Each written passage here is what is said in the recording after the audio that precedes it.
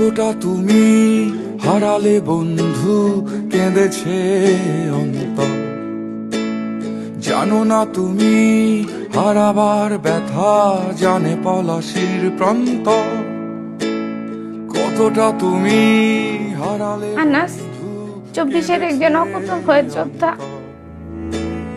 একটা নতুন বাংলাদেশ বিনির্মাণের স্বপ্ন দেখে আমাদের সন্তানরা শহীদ হয়েছিল। সেই নতুন বাংলাদেশ বিনির্মাণে অংশ নিই।